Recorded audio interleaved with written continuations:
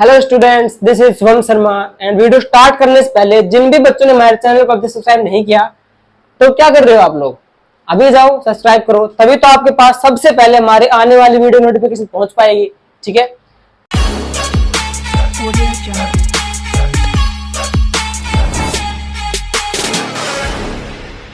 तो हम जैसे क्या पढ़ रहे थे, 10th क्लास का 3rd चैप्टर हमने थोड़ा बहुत पढ़ लिया।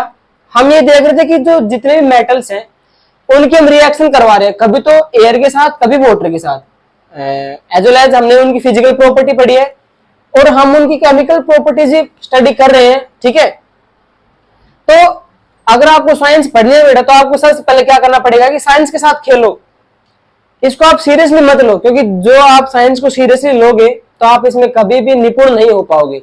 ठीक है, शुद्ध भाषा में कहना चाहता हूं आपसे कि इसमें आप इंटरेस्ट लो, साइंस के अंदर इसके साथ खेलो आप, क्योंकि साइंस का दूसरा नाम क्या होता है, आविष्कार होता है।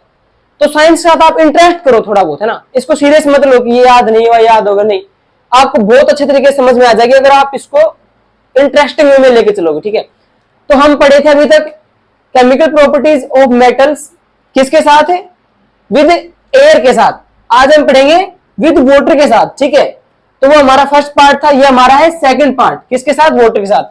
कि जब भी हम कोई मेटल्स है उसकी अभिक्रिया किसी वाटर के साथ करवाएंगे तब क्या होगा। देखिए, मेटल प्लस वाटर, ठीक है, मेटल ने वाटर के साथ अभिक्रिया करी, रिएक्शन करी, तो हमें प्रोडक्ट में क्या मिला, मेटल ऑक्साइड या हाइड्रोक्साइड प्लस हाइड्रोजन।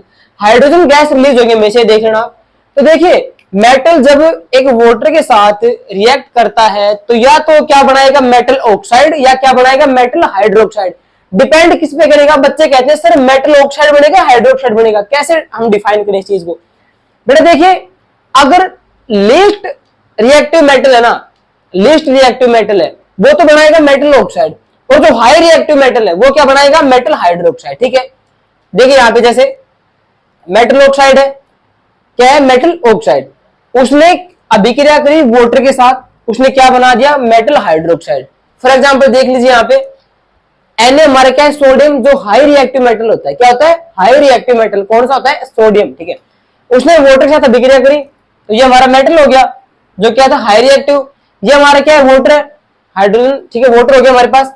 अब यहाँ पे इसने क्या बनाया, NaOH, सोडियम हाइड्रोक्साइड बनाया। क्या बनाया है, सोडियम हाइड्रोक्साइड, यानी कि ये हाई रिएक्टिव मेटल था, इसलिए इसने क्या बनाया, हाइड्रोक्साइड बनाया, ना कि ऑक्साइड बनाया। ठीक है, तो हाइड्रोक्साइड हो गया प्लस H2 गैस हमारी बाहर रिलीज हो गई। ठीक है, तो ये हमारा था मेटल का वाटर के साथ रिएक्ट करने पर क्या होता है। ठीक है, अब हम इसके आगे की थोड़ी बहुत प्रॉपर्टी पढ़ेंगे। ठीक है, तो जैसा कि हमने पिछले वीडियो में पढ़ा था कि different metals react with different form of air, और यहाँ पे एयर की जगह से वाटर ने, यानी कि अब हम पढ़ेंगे अलग अलग प्रकार के जितने मेटल्स होते हैं, जो पानी की विभिन्न जो प्रकृतियां होती हैं, फॉर्म्स ऑफ वाटर होती हैं, उनके साथ क्रिया करते हैं तो क्या होता है। ठीक है, देखिए पहला हमारे पास है Na सोडियम, ठीक है, पोटेशियम और calcium react with cold water.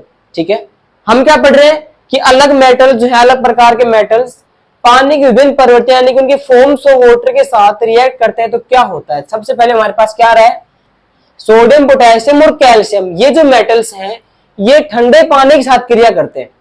ठीक है, सेकंड हमारे पास है एल्यूमिनियम, आयरन या फेरिक। ठीक है, Fe क्या होता है, आयरन या फेरिक, और जिंक।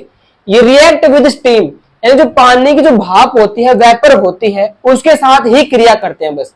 उसके बाद में देखिए magnesium react with hot water, जो Mg होता है मैग्नीशियम, वो गर्म पानी के साथ क्रिया करता है। आगे हमारे पास है calcium and magnesium float on water surface.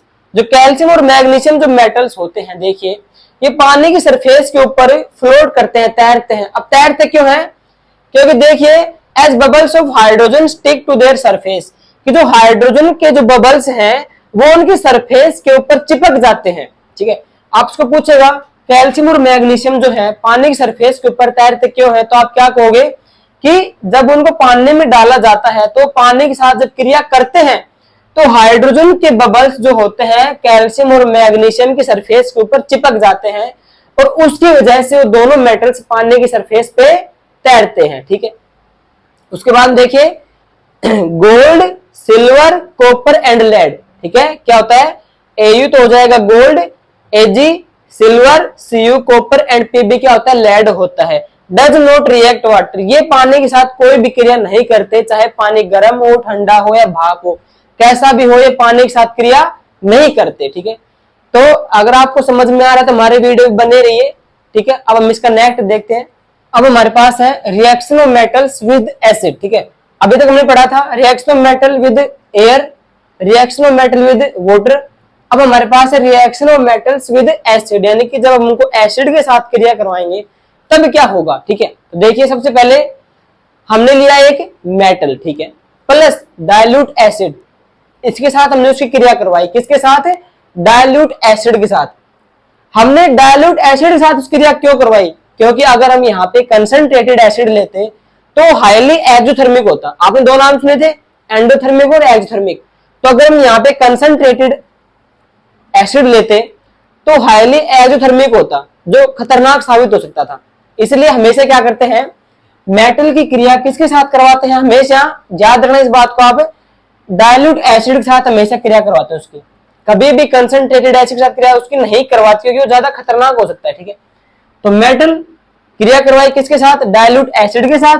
तो हमें प्रोडक्ट में क्या मिला, देखिए साल्ट प्लस हाइड्रोजन, ये हमारी क्रिया होगी इसके साथ, कि जब भी कोई मेटल है एसिड के साथ क्रिया करता है तो हमें प्रोडक्ट में क्या मिलता है, एसिड नहीं, साल्ट प्लस हाइड्रोजन में दो चीजें मिलती है, हाइड्रोजन गैस रिलीज होती है प्लस साल्ट हमारे पास बन के आता है। ठीक है, तो देखिए फॉर एग्जांपल के लिए हमारे पास है Fe आयरन, क्रिया किसने, HCl के साथ, जो कि क्या है, एक डाइल्यूट एसिड है, हाइड्रोक्लोरिक। ठीक है, तो हमें प्रोडक्ट में क्या मिलेगा, देखिए यहाँ पे FeCl2 प्लस H2। ठीक है, क्या मिला हमें, यहाँ पे हमारा Fe क्या है, आयरन है, हाइड्रोक्लोरिक है। ठीक है, और जब इसने क्रिया की तो हमारे को मिला क्या, iron chloride plus hydrogen gas वहां से रिलीज हो रही है, ये हमारा क्या है, साल्ट है। ठीक है भाई, तो हमें यही देखना था कि जब भी कोई मेटल है एसिड के साथ क्रिया करता है तो हमें क्या मिल रहा है, साल्ट मिल रहा है। ठीक है, तो Fe ने HCl के साथ क्रिया करी, ठीक है, हाइड्रोक्लोरिक के साथ, जो कि क्या है, हमारा एसिड है, डाइल्यूट एसिड है, तो हमें मिला क्या, आयरन क्लोराइड, या इसको हम बोल सकते हैं फेरिक क्लोराइड बोल सकते हैं इसको, प्लस हाइड्रोजन गैस यहां से रिलीज होगी। लेकिन यहाँ पे ये इक्वेशन जो है बैलेंस नहीं है, Fe कितने हैं, एक, इधर भी कितने हैं, एक, यहाँ पे हाइड्रोजन कितने हैं, एक, यहाँ पे हाइड्रोजन कितने हैं, दो। ठीक है, तो इसको हम कितने से गुणा करेंगे, दो से। ठीक है भाई, तो यहाँ पे हाइड्रोजन कितने हो गए, दो, यहाँ पे कितने हैं, दो, यहाँ पे जो क्लोराइड है ऑटोमेटिक कितने हो जाएंगे, दो, यहाँ पे क्लोराइड कितने हैं, दो। ठीक है, ये हमारी इक्वेशन जो है बैलेंस हो चुकी। तो यहाँ से आपको हमने इसको बैलेंस करना भी सिखा दिया, और प्लस इसका जो अभिक्रिया होती है एसिड के साथ वो भी मैंने आपको सिखा दिया। ठीक है, अभी मैं इसका अगला स्टेप देखते हैं क्या होता है। नेक्स्ट हमारे पास है reaction of metals with solution of other metal salt, ये इसका लास्ट टॉपिक है। देखिए कि कोई अगर हमारे पास कोई मेटल सॉल्यूशन है, वो कोई दूसरे सोल्ट का जो सॉल्यूशन है, मेटल्स का सॉल्यूशन है, उसके साथ क्रिया करते तब क्या होता है। देखिए इसने कह रखा है कि जो रिएक्शन है मेटल्स की, वो दूसरे solution of other metal salt के साथ क्रिया करेगा तब क्या होगा। ठीक है, क्योंकि हमने देखा है कि जब मेटल जो है क्रिया कर रहा था एसिड के साथ, वाटर के साथ या एयर के साथ, तो अपने अपने प्रोडक्ट बना रहा था, ठीक है ना। तो अब जब उसने रिएक्शन की और उसने मेटल सोल्ट बना लिया, तो उस प्रोडक्ट के साथ अगर कोई दूसरा मेटल क्रिया करेगा तो वो क्या बनाएगा। देखिए क्या होता है, हमारे पास है मेटल ए प्लस साल्ट सॉल्यूशन बी, यानी कोई दूसरा मेटल सॉल्यूशन है, उसने क्रिया करके अपना सॉल्यूशन बना लिया, तो ये जो मेटल है ये इसके साथ क्रिया करेगा जो पहले से प्रोडक्ट अपना बना चुका, ठीक है ना। तो क्या होगा, देखिए साल्ट सॉल्यूशन ए प्लस मेटल बी। देखिए यहाँ पे क्या हो रहा है, मेटल ए जो था इसने साल्ट सॉल्यूशन बी में से उसी के सॉल्यूशन में से मेटल बी को डिस्प्लेस कर दिया। क्या कर दिया, डिस्प्लेस कर दिया। आपको याद आ गया होगा कि हमारी डिस्प्लेसमेंट जो रिएक्शन थी वो भी कुछ ऐसे ही थी, इसी प्रकार से थी डिस्प्लेसमेंट रिएक्शन, ठीक है ना। केमिकल इक्वेशन एंड रिएक्शन में यही था। तो देख क्या किया, मेटल ए ने सॉल्यूशन बी को उसी के सॉल्यूशन में से डिस्प्लेस कर दिया और क्या बना दिया, साल्ट सॉल्यूशन ए, और मेटल बी क्या हो गया, बाहर निकल गया। फॉर एग्जांपल देखिए Fe हमारा क्या होता है, आयरन होता है, ठीक है, फेरिक हम जिसको बोलते हैं। हमारे पास साल्ट सॉल्यूशन क्या है, कॉपर सल्फेट, CuSO4 क्या होता है, कॉपर सल्फेट होता है, क्या होता है, एक साल्ट सॉल्यूशन होता है मेटल का।